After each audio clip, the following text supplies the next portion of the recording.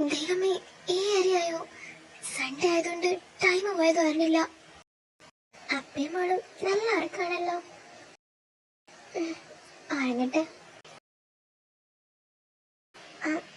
ഇഷാൻ, നീ ഇതെവിടേക്കോ?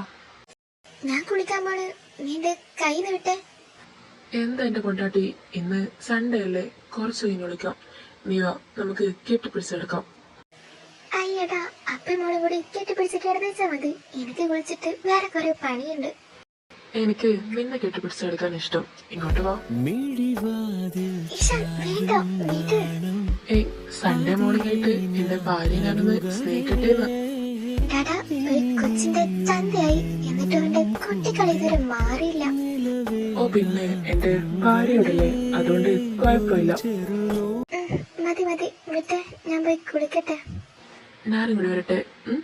അയ്യടാ, പോടാ. ഇഷാൻ, വിട്, വേദനിക്കും.